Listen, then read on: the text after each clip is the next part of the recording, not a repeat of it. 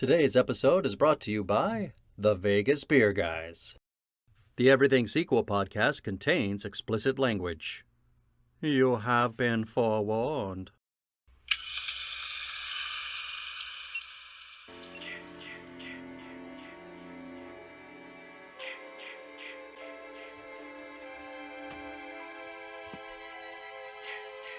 Hello and welcome to the Everything Sequel podcast. This is a Pitch a Sequel edition. My name is Michael Shantz of the How Dare You Awards. Joining me, Pitchmaster himself. Where will he put his number that's now a letter? Tom Stewart of Lonesome Whistle Productions. What do you got for him, Tom? I'll stay here. Nothing spoils a party like a drunk in a wheelchair.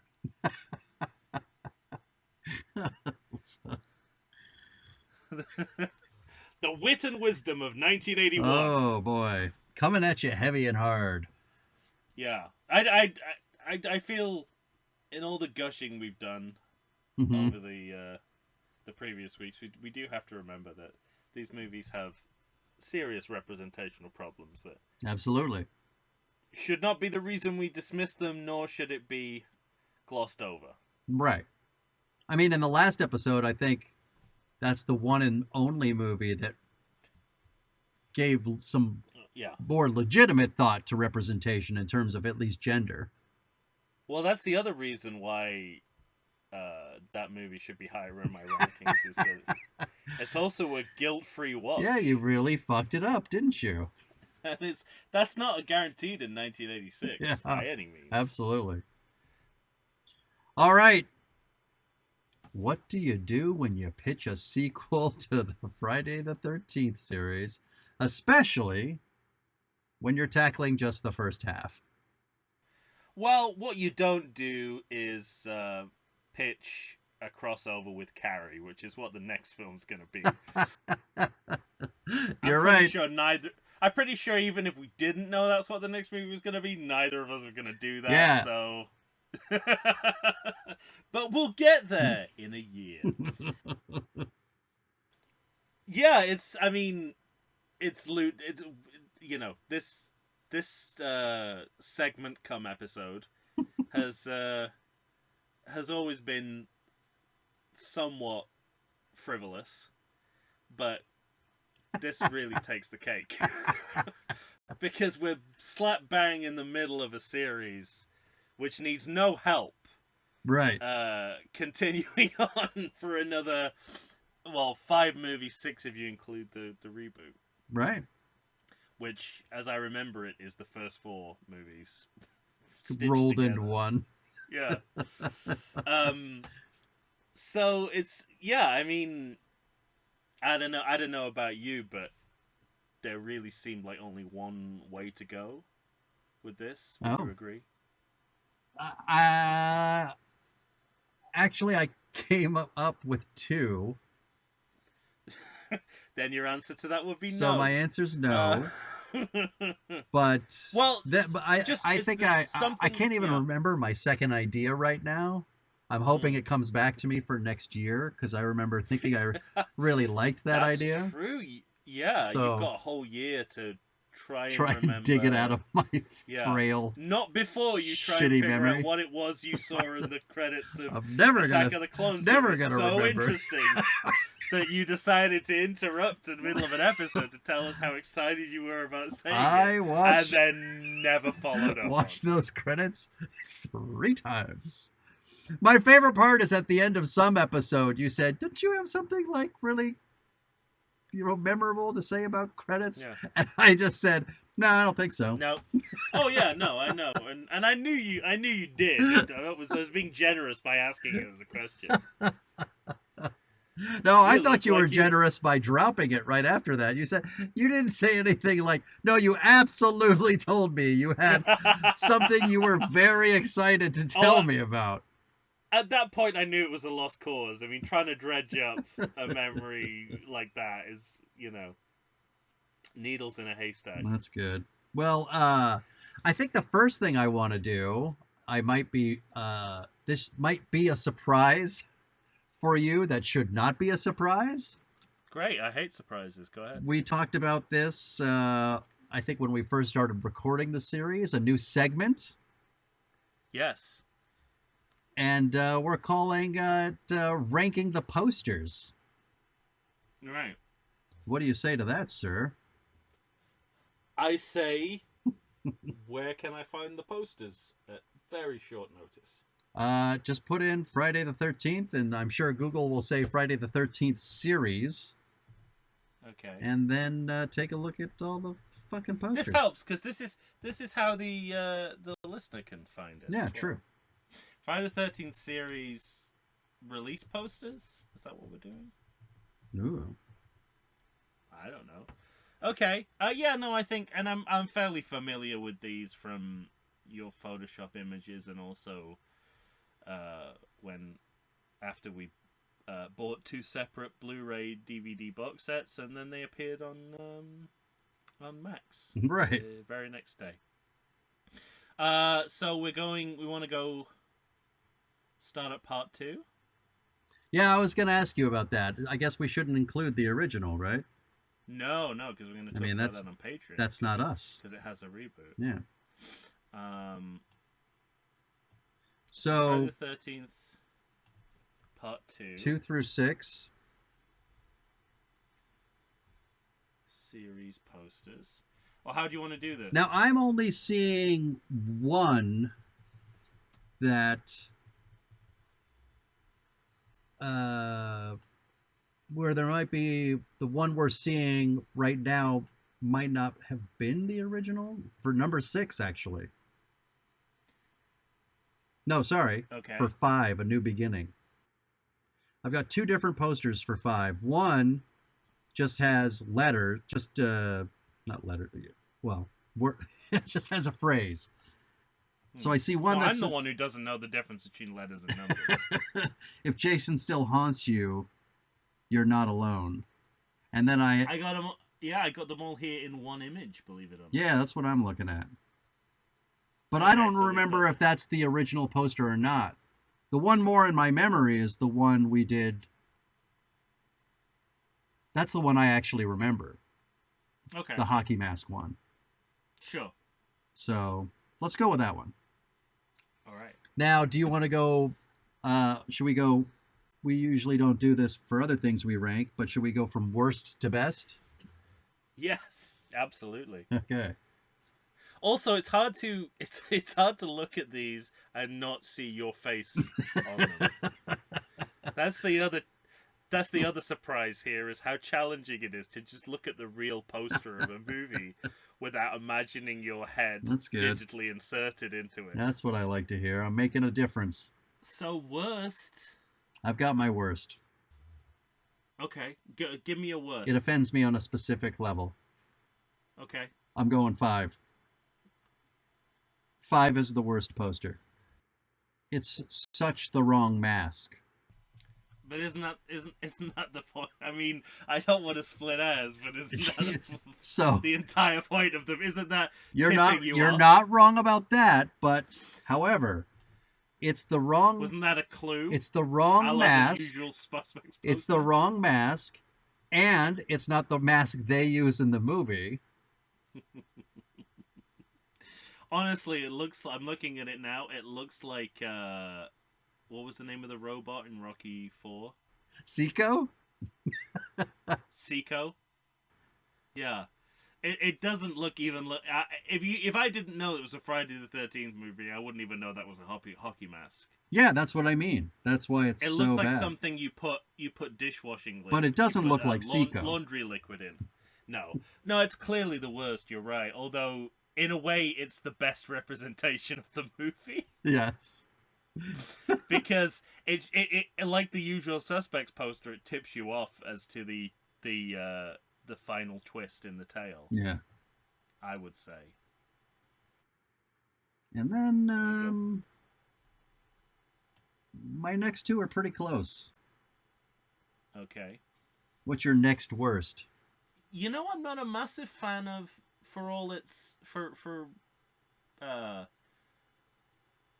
I'm not a big massive fan of the Jason Lives one. Yeah. So is that one of your two? that's one of my two. It's more thrown together than the movie is. It gets the point across. I agree. But it looks kind of Halloween store. It does. But it does have some atmosphere, too. Which I'll give it a little credit for. Too much. Too much atmosphere.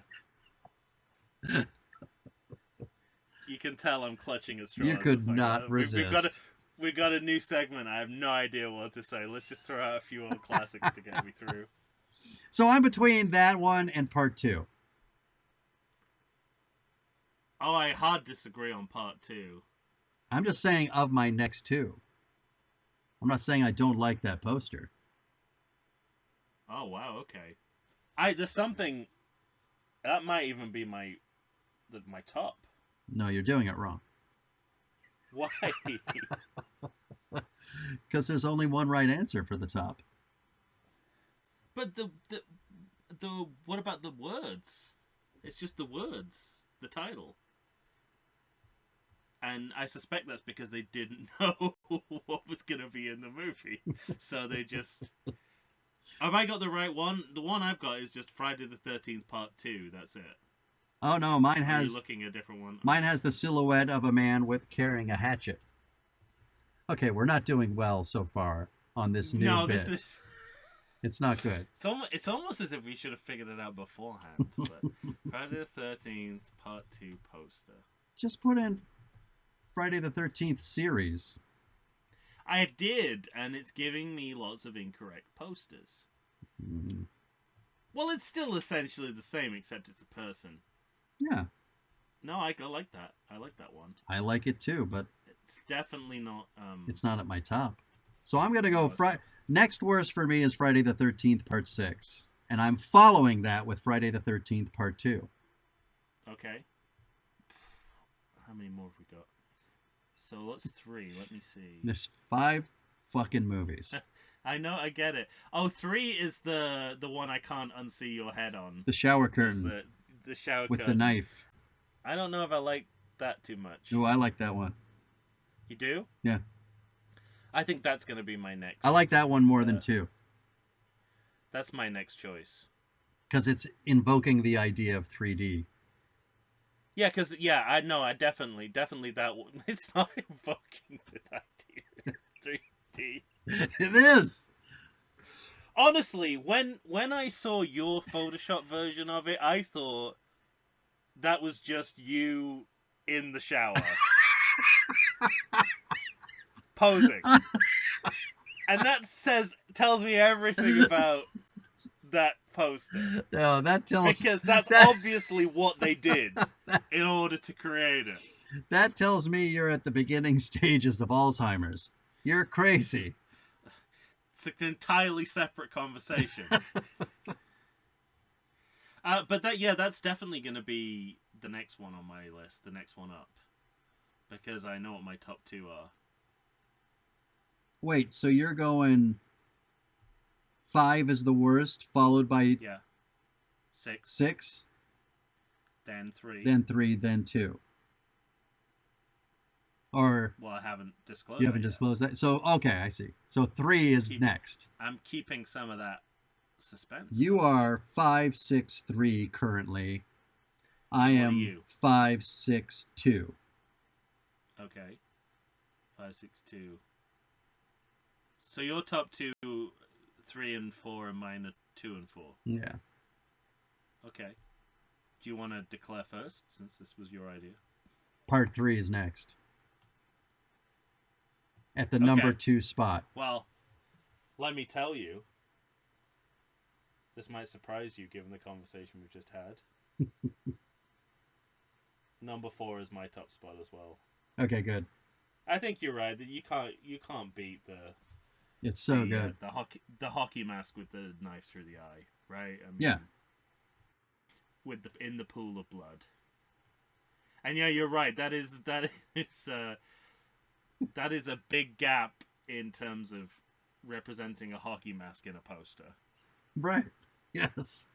The gap between... I don't think they didn't have clip art in 1985, but the other one kind of looks like clip art. Totally. The gap between, and the movies themselves are a year apart. So the gap between 4 and 5 is a huge gulf. It really is, yeah. It's like the difference between a poster that has had thought put into it and whatever the opposite of that is. Because that's the right mask, by the way. Even take a look at 6. I'm not as much of a mask separatist as you are, but hey, that's pretty good. That mask separatist. Yeah, I got it. But the mask on 6 is too round.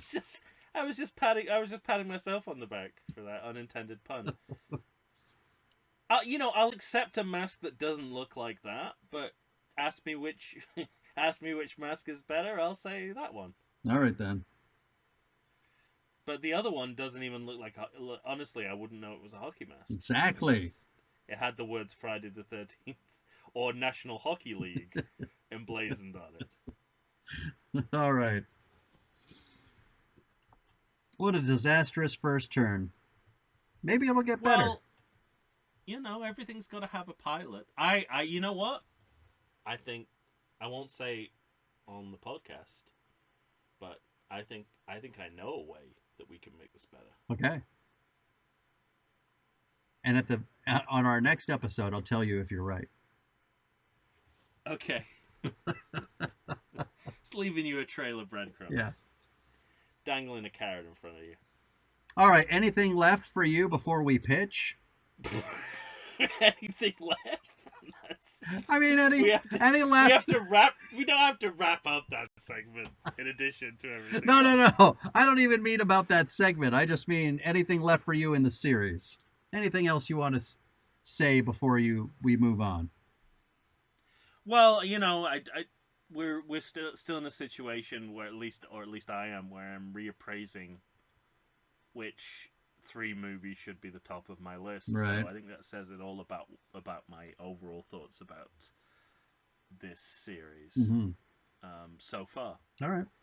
And it's going to be I'm looking ahead to next year. Yeah.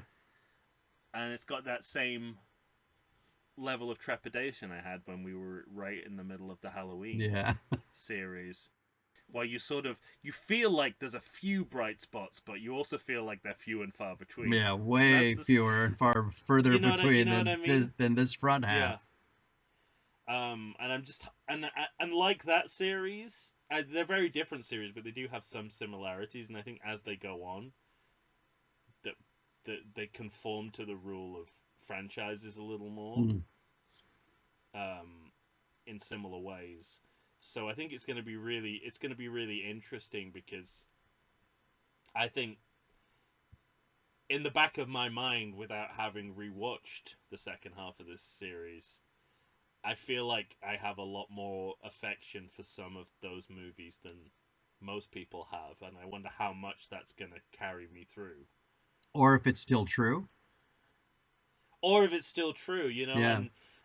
looking back at H2O and Resurrection, and there was still a level of enjoyment. Yeah, Resurrection was a big surprise for me when we tackled that. I have a feeling that at least one or maybe even 2 of the movies that are coming up might provide the same kind of surprise in terms of how enjoyable it is, if not particularly good.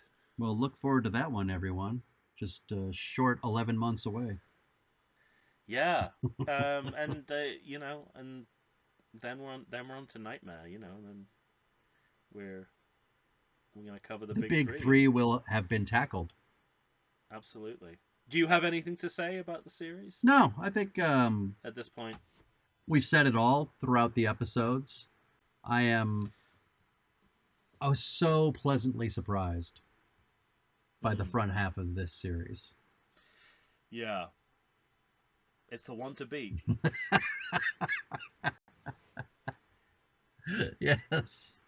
I don't know that the second half is going to beat the first half. I might declare that now, but Well, it's not. Let's face it. Yeah. I mean, this is an unusual situation even for us, and we're generous towards sequels. Mm-hmm. But To say the least. To say the least. But we, we dedicated this whole podcast to them. Right. This is an unusual clump of quality. Yeah. And I just think I do think it's kind of remarkable for 3 of these movies, the level of quality you're getting. Yeah. Considering how shitty the movies are supposed to be. Absolutely. And, in a few years we'll have the conversation about, which is the better overall series. Yeah. But it's certainly not far behind Halloween in my mind at this point. No. If you compare them side by side to the 6th movie, mm-hmm. It's extremely competitive. Totally. And I don't know. I don't know if I knew that until we started covering them in this kind of. Yeah, I definitely didn't know that.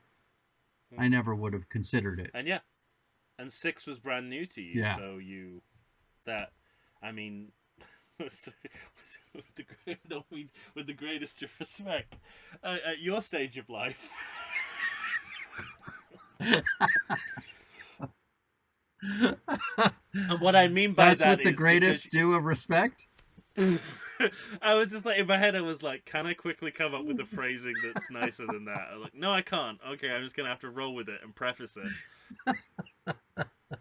No, because you're an avid film goer and you much more than me keep up with new movies, try and see old movies you've not seen, watch movies you haven't seen in a while. But this series I always felt was like one that passed me by. I hadn't seen most of these movies until later in life, except for 4.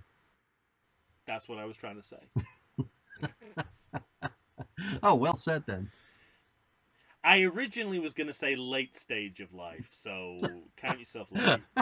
No, I'm on my deathbed now? Which one of us sounds like we're on our deathbed? It ain't you, my friend. No, I just mean because it's so rare to, and I've been watching in aid of Halloween. I've been watching a lot of horror films I've never seen before, and it's such a pleasure to see something that is completely new to you. Yeah, that speaks to you. And was there all the time, but you didn't know it, which somehow makes it better. It's really fun. Yeah. To discover. Yeah. And man, watching 6 was a real. I mean, it just felt like a gold mine while I was watching it that first time. I really did feel quite lucky that we were doing this podcast.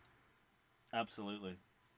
And the funny part is, I don't think I said this at the time, but I had never watched 5 until last Halloween, when maybe they were on the then HBO Max.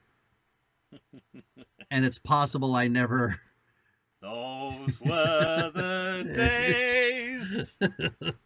Yeah, and I think maybe I just didn't get to 6 in time before they left or something like that. So you basically did what the original audience did, and just backed out after 5. Maybe. So that just shows you how pervasive that was. Yeah, I'm the living example. You are, absolutely. All right, pitch. The undead example. Yes, let's pitch. Was that difficult? I focused in on something that we talked about in relation to each movie, and that's why I say I think there's only really one way to go, because there's the only gap I could find in the series was to do with timeline. We talked about it in relation to every movie that there's.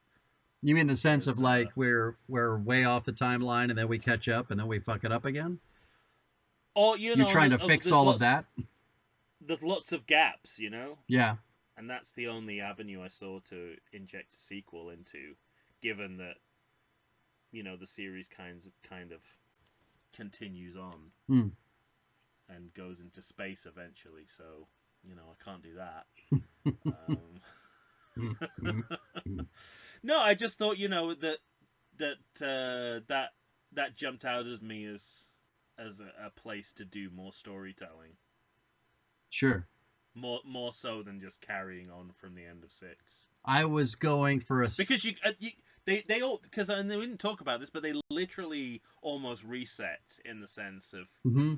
They put him back under that lake, which is where we first find him in some versions of the story. And then you can literally go anywhere with that. Hence, crossover with Carrie. I mean, it's not what I would have done, but yeah, right. That's what they did. Like, why not? At that point. And so I don't know, for some reason that complete freedom to do whatever you want with didn't appeal to me. So I wanted to give myself some restrictions, some scaffolding. I get it. By inserting myself into a timeline which is far from complete. I feel like I did something that you might have done early on, but it also keeps alive the McLaughlin kind of blueprint. It's already got numbers in the title. The title's already a number. There's not much you can. You're going to turn it into a letter? No, no, I don't mean in terms of title. I mean in terms of story. But I'm kidding you. Friday, IE. I do feel like I got stuck with title because of what I'm doing with story. Yeah, title's hard. And so there's that. Yeah. It's okay. Yeah. You set the bar pretty low anyway, so... How dare you? Do you want to go first? No, I want you to go first. I knew you were going to say that. Okay. Well, I'm pretty happy with my title. Okay, of course, yes, always. So No. Happy with your title. No. So happy with your clearly superior title. I'm not saying it's clearly superior, but I'm quite happy to lead with Fry 3. Oh, that's good. Can I have that? But I was saying you could do the reverse, and because it's got a number in it, turn the numbers into letters, so it could be Friday IE. Friday IE. Yeah, that's not what I've done. The name of my sequel is Friday the 13th, : Don't laugh at that. That's not a laugh. Behind the Mask. Ooh. Is it a like Camp Crystal Lake memories situation? Like a found footage documentary? Yeah, well like, because a VH1 special. Yeah, it makes it sound like it's a look behind the scenes. Yeah, I considered that problem and sort of dismissed it because it spoke to so much of what I wanted to say. Anyway, so Friday the 13th, Behind the Mask. We pick up at the moment that Friday the 13th, A New Beginning ends. With Tommy Jarvis in the hospital room with, is it Ginny? Megan. Wait. Megan, really? Jason Lives? No, New Beginning. Oh, New Beginning. This is pre-Jason Lives. Okay. I'd have to look that up. I have it here. Yeah, I know. Hold. It's not really your job to look up. You're right. Should make you suffer. Pam! Pam, that's it. I knew it was wrong, but not Megan. Tommy Jarvis wearing the mask of Jason Voorhees, knife raised in the air, behind. That's where you're starting? Pam, yeah. Nice. That's where my movie starts, yeah. At that very moment, knife raised in the air, Reggie comes in the room, wants a soda or something. I can't even begin to tell you how quickly it sounds like you're going to murder the African American boy. Like how shunted aside he was right there. How unimportant. He comes in the room. He comes in the room saying, "Hey, what are you two nuts doing?" He wants a soda or something. He's bored. You know, whatever a badly written. Perhaps he's eating some enchilada. That's right. Yeah, you know, like his people do. And no, he knocks. You know, he knocks the knife out of Tommy's hand and thwarts Pam's murder. And Pam, just as the knife is knocked out of Tommy's hand, and she realizes what's kind of going on, she sees a glimpse in the reflection of the window in front of her of Jason Voorhees. Mm-hmm. The mask slips from his face, but it's not Tommy underneath that she sees in the reflection in the window. It's actually Jason Voorhees.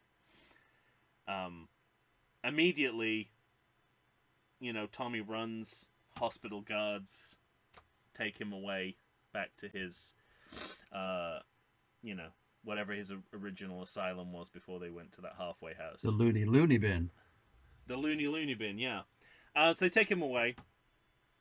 6 months, cut to 6 months later.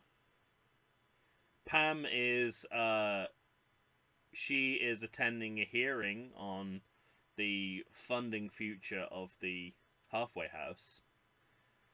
She's prepared for bad news.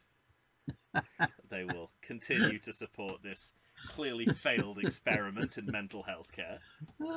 But she has a counter proposal to continue funding, but this time focused on parapsychology. She wants to switch things up. She believes that what has come out of this experiment is the existence of the souls of dead people inhabiting the bodies of the living, and she wants to put together a project. Obviously, she's laughed out of the room by the board directors of whatever hospital gave them the money to do this, except for one board member, Dr. Lazar, who you know is kind of known for his left field kind of kooky take on shenanigans, psychiatry. Yeah, and Dr. Lazar comes from a rich family, and he agrees to privately support her research. And of course, her research is going to be focused on Tommy Jarvis, and so she you know, Hannibal Lecter style, she has to kind of return to the secure facility, mental health facility in which Tommy Jarvis is in. And she goes and finds him, and, you know, he's literally a new man, and this is the point at which he becomes Tom Matthews.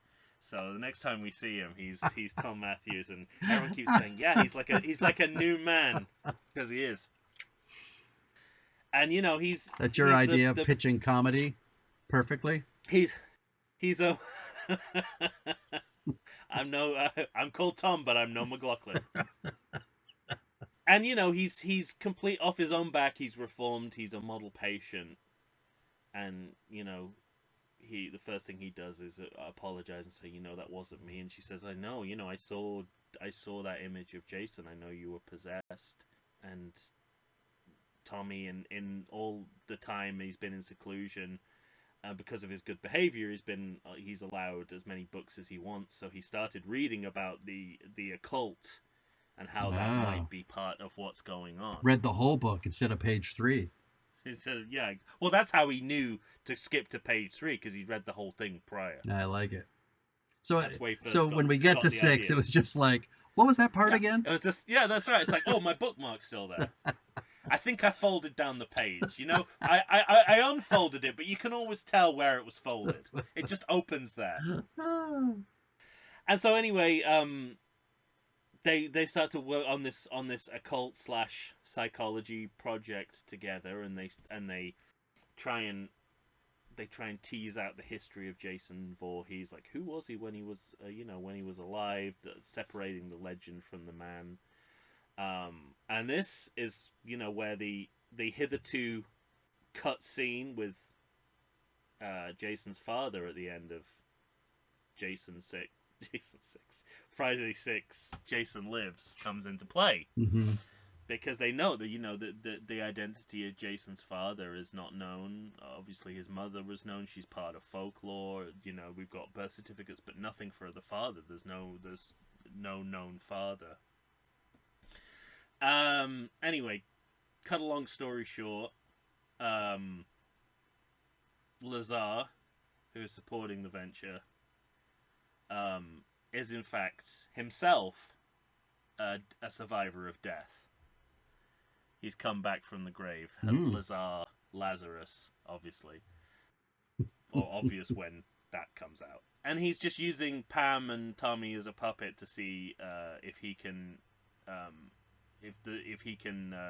bring the soul of Jason Voorhees back to life and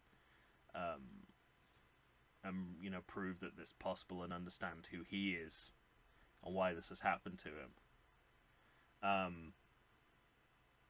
But he has, as it turns out, he has ulterior motives, because Dr. Lazar is in fact the father of Jason Voorhees. Look at you. So there we go. So the movie will conclude with them, trying to prevent Jason from being resurrected, and this is what gets into Tommy's mind. Having been successful in approving this, he goes back to his occult book and he realizes it's like, well, if Jason's body is still out there, this is still possible if these occult books get into the wrong hands. And the end of the movie is him going back through Jason's records that Pam had pulled, and then his death certificate, and clearing, and then realizing that there was a clerical error in which his body was not cremated as it was supposed to be. Oh, nice. And then he goes to Horshack's room. And the last thing we see is the two of them breaking out, and the sound of an engine starting up. Look at you. There we go. You're going that with my Friday. You're going with my Grimbage idea.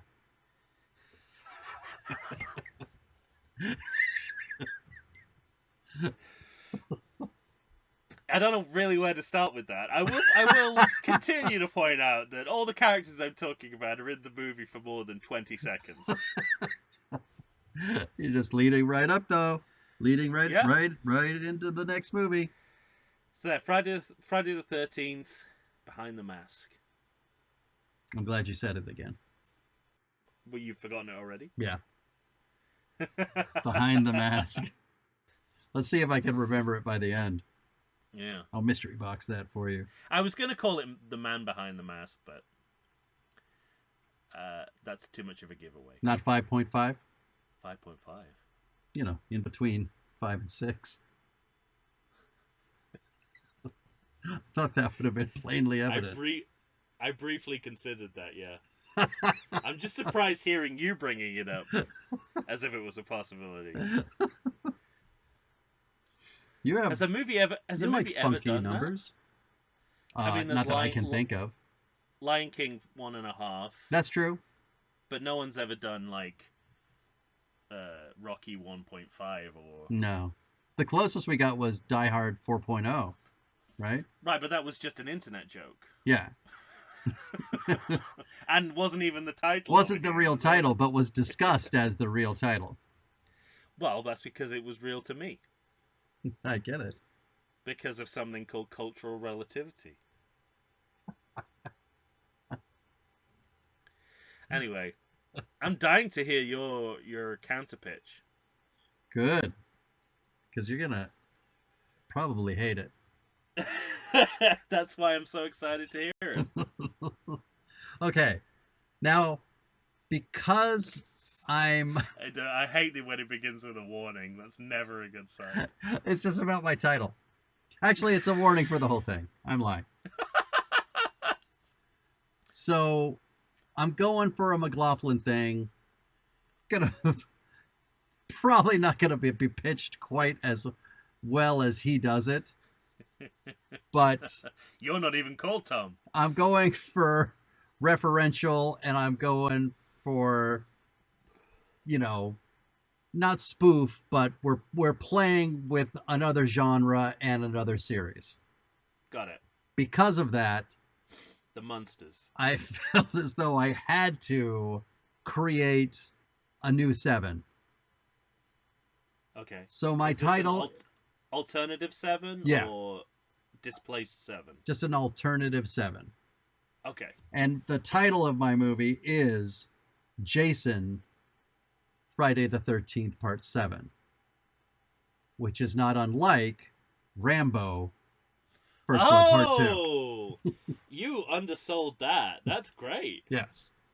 Jason, colon. Yeah. Friday the 13th. Part 7. Part 7.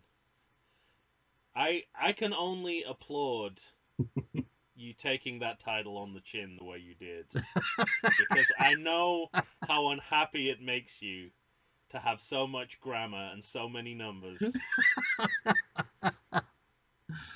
Agreed. You've really grown in my eyes. Thank you. Thank you. I'm trying to remember. I'm sure it is now, but like when you saw the title Rambo First Blood Part 2, there was no colon after Rambo. Is that how it? I'd have to look it back up. But how would you know? How would you know what the title meant if you didn't have grammar? I don't know. Yeah, we'll look back in our archives. Now, I'm gonna go way out on a limb here, Tom. Okay.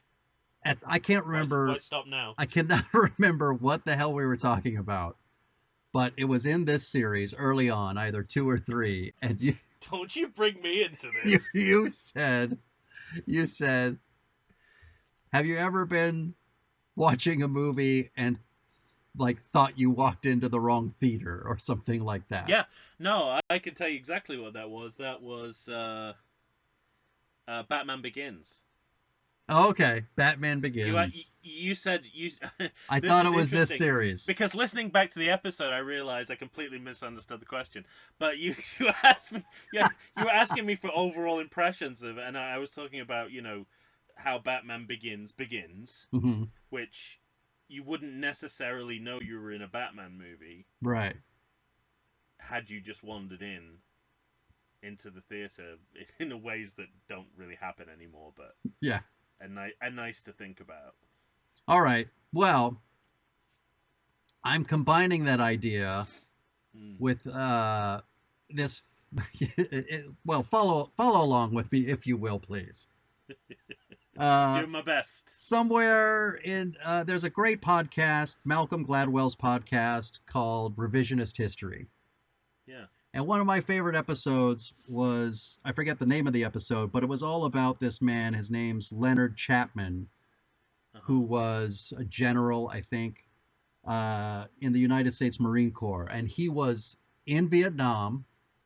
And what he wanted to do more than anything was to build a wall between North and South Vietnam. He could never get that done. The terrain was such that this was never going to happen. And he always felt like it was the one thing that we should have done and didn't. And it would have helped us win the war, and it like stuck in his craw. Yeah. When he comes home, he ends up being in charge of the Immigration and Naturalization Service. So what does he do?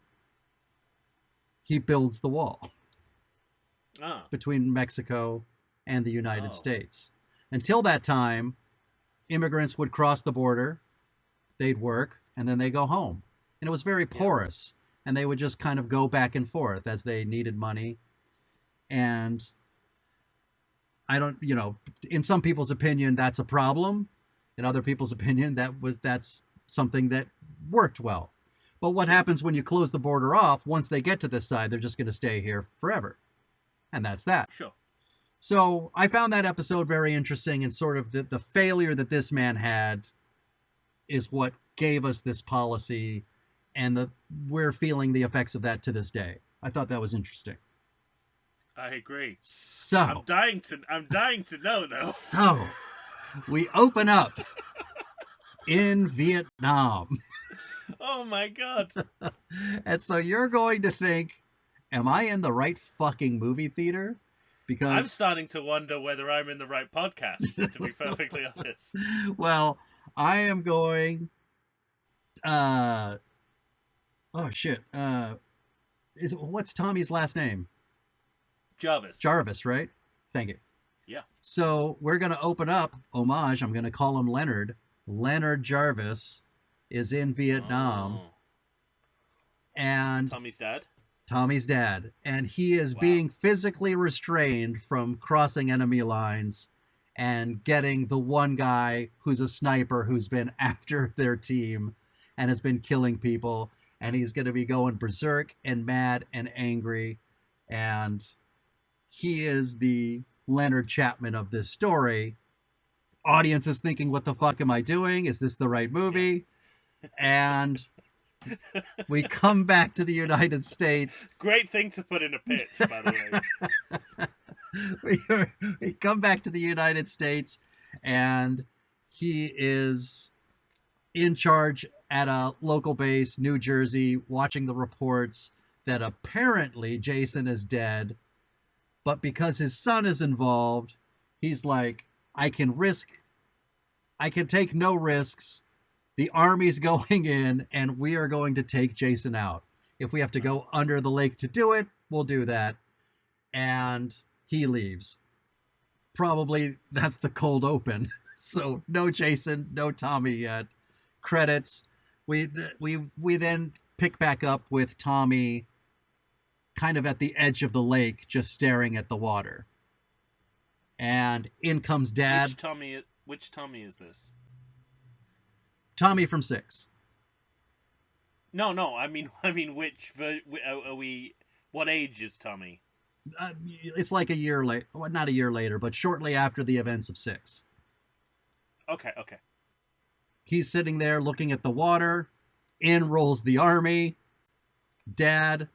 It's like, son, I'm here. I'm taking care of all of this. Dad, you can't do that. Everything's fine. It's exactly as it should be. They get into the water. They're going to undo the chain. They're literally going to snap it free. Jason wakes up, kills a bunch of guys underwater, walks up. Wait, why did they set Jason free? It was to drag his ass out. Right.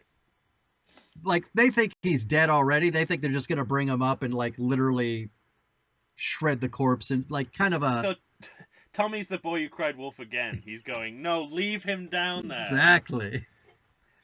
But anyway, all I want to do is get Jason up into the forest. Sure. And the cops are going to give chase. He's going to be killing people off one by one. I like the idea of... Tommy's dad, kind of like Rambo with the knife against the sheriff's throat. Like, I could have killed all of them. I could have killed you, except Jason's not saying anything. Just got the knife, the exact same moment, knife against his neck, and then he leaves and he goes away. I've got an idea. I've got a mini pitch for you. Yeah, go. Jason speaks, but he's muffled by the mask, so he's saying all their lines. And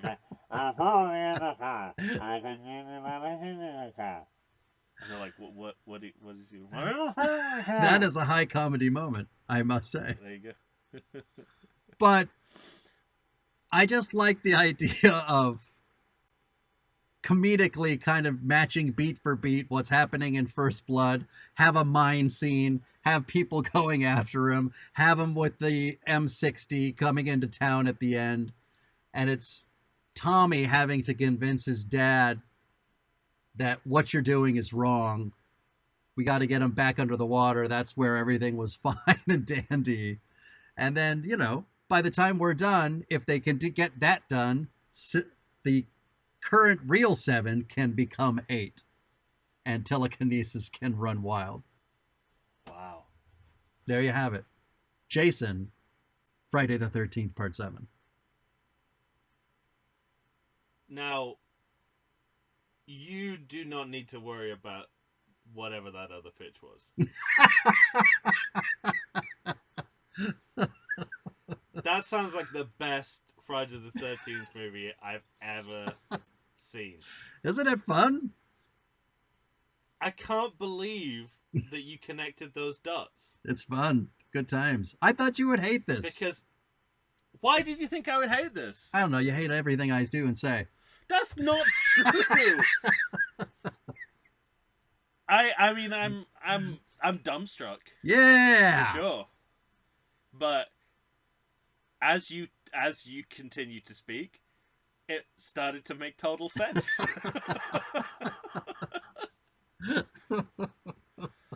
I was literally converted mid-pitch. I love it. Because I was like, there's no way any of this Malcolm Gladwell shit's gonna play in. And not only did it play in, but it got you to a Rambo crossover that makes total sense given the terrain. Yeah. And the small town milieu. Exactly. Which we haven't explored. That's the other part. Like, I knew that I could get him into the town. Yeah. A diner, a roadhouse. Totally. Wow. That's, I mean... I don't even think I should put a poll up, as it would be embarrassing. All you put up is the titles. Nobody's going to like it by the title alone. That's true. I'm probably safe. I don't know how I'd come up with a synopsis of that exactly, but... Wow. That's something else. Good times. That's yeah, I mean, when you were like halfway through your preamble, I thought that I was in the middle of a fever dream. And... I thought I was a dead man walking. And in the back of my mind, I was going, "Oh no, I'm gonna have to record those episodes again because it was just I was asleep and dreaming it." But gee, wow. Well, we started off this episode talking about how pleasantly surprising it is to see a movie that's been around for years that you've never seen. Well, like, I've been listening to you pitch sequels for several years now, and I've never heard anything like this from you before. That's true. Wow. In a good way, and that's all positive. All positive feedback, sir. Right. After years of negative feedback. No, I statistically, you could not be more surprised right now. Well, yeah, but no, it's not that. It's not the quality of it that surprised me, because your pitches are often high quality. But this is just another level. Another level? Nice. Another conceptual level, and I love that you've you've been inspired by Tom McLaughlin to basically intellectually up the ante of the series. And I respect that. Excellent. I, however, have gone the Danny Steinman route. Making everything a little cheaper, a little seedier, and a little sleazier. It has its place. It certainly does, right between the end of the fifth film and the beginning of the sixth film. Has a very specific place in time. All right. I have just one follow-up question. Yeah. And don't feel like you have to answer this because, we've got another year. But are you planning on starting 8? Is basically what I'm asking is at the end of does your film end with Jason on the way to Manhattan, or will he go through what happened in? Well, that's what I was saying 7? earlier. I was saying that the old 7 could be the new 8. Everything just pushes down one. Okay, I get it now. Yeah. Because if you get him to the bottom of the lake, I mean, I guess it doesn't matter. If he's at the bottom of the lake, he could still get onto that boat at the beginning of 8. In some way, shape, or form. So, and as a prelude to next year, there's a lot to be said at leaving him at the bottom of the lake at the end of every movie. Yeah, right. I would have been perfectly happy for that to become a narrative convention as well. Into it. And also, and again, I mean no disrespect, in your I'm late alarmed stages of by how life. many times you have to feel like you have to say that. Well, because you're not gonna like the comparison I'm about to make. Okay. But when you mention the army and the police, Right. I thought about the beginning of Final Friday. Jason Goes to Hell. Goes to hell? Oh, okay. So it's just something to be wary of. Should Yes. should you ever put this, should you ever get funding for this? Just be wary of that. Involve less worms. Well, this is the pre-worm part, where well, we'll get there, but there's an elaborate sting operation. Yeah. Jason. Right. And it was starting to get into that territory. So I just a warning shot. I really Otherwise, no notes. Okay, good. The one thing I really wanted was from that kind of cold open in Vietnam. I really wanted to hard cut to the explosions of gravel and rock somehow. But what do you mean somehow? You just stop the film and resume it when on another shot. That's yeah, but I mean narratively. I suppose. Oh, it's worth the army could be yeah. blowing shit up. That's fine. Yeah. Yeah. Whatever was in between those two shots is not worth keeping.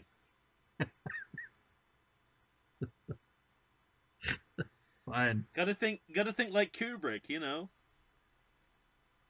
Dawn of Man to fucking outer space stations. Yeah. All right. Well, ladies and gentlemen, you get to vote. Which pitch, I ask you? Ooh. What's yours called again? It's a final nail in the coffin of mine. Friday the 13th. Friday the 13th, yes, Behind the Friday the 13th. Mask. There you go. Got it. And yours is called Jason Friday the 13th. Part 7. Part 7. I had to have a part in there, so. Yeah, you that's the other part of it that I'd already forgotten, was that you basically came up with a title that is against everything you believe in. And like you said, you did it because the story was so good. Yeah, I had to. And you were right. Ooh, what was that? Huh? You've got enough loops of that to use even whenever you want. I'm not giving you any more. Subscribe to our Patreon to find out what we're talking about. Please. I mean, we're making okay money, but let's make more. Well, yeah, and it's not even about the money. We just want people to hear what we're putting out, because I don't know. Oh, that's right. Sorry. No, I mean, but literally, in all honesty, with the greatest of respect, with no disrespect intended, I start just every episode with that phrase. Yeah, we'll change the name of the podcast to No Disrespect Intended. It's just you, me, and Bill Maher, like saying the N-word for 90 minutes and coming up with reasons why it's okay. No, in all seriousness, I just want a wider listenership for episodes that I'm really proud of, and we have some really good shit on the Patreon. And if you're not over there, if you're not subscribed, you can sign up for a free trial. And as far as I know, you could download all the episodes and pay us nothing. True. I'm gonna plant that seed in your head, but that's what I do. When I do with my free trial, so why shouldn't you? But it could inspire you to decide to pay to get more. That's the idea behind it, and at the very least, you be able, because we're doing 2 full-length, sometimes more than full-length episodes a month on originals and reboots. That's a lot of content. It is. And some great movies, some terrible movies, everything you want from a podcast. But you can't get it unless you, find a way around that paywall. So put the effort in to steal our content. I was going to say. I don't actually know. I don't know anything about the free trials. I don't know if you can download them.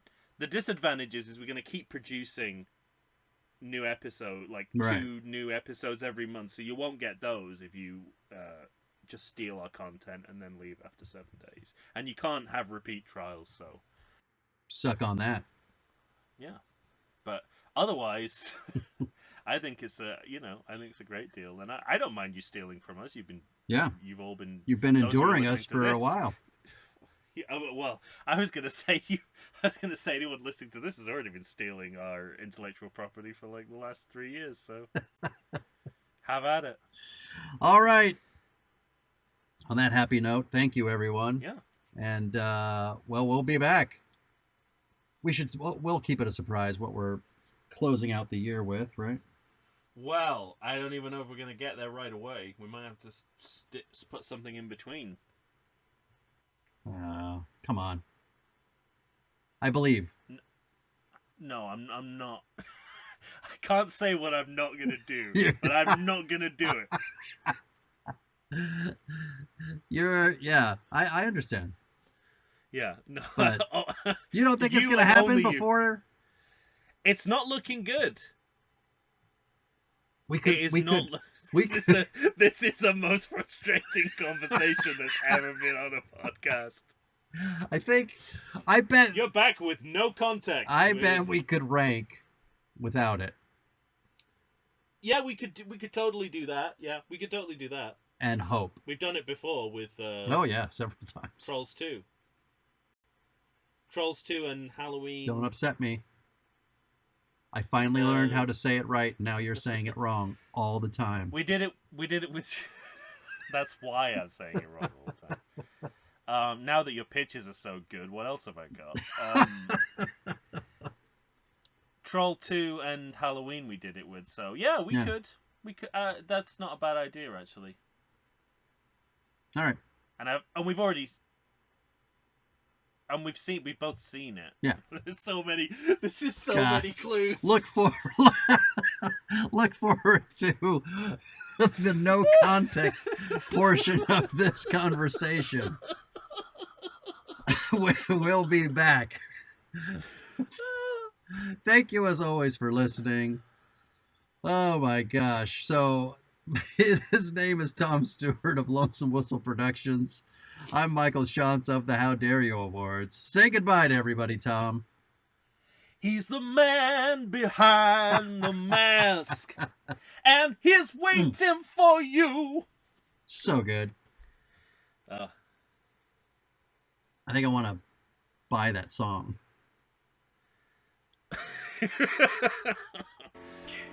Given what we've been saying, you could just steal it.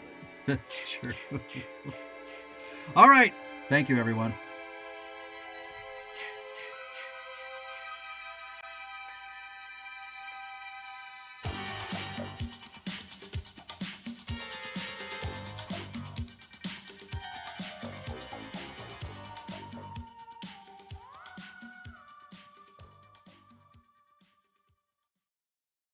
I like to think I know something about beer, but nowadays even I get overwhelmed when confronted by the exhaustive selection of craft beers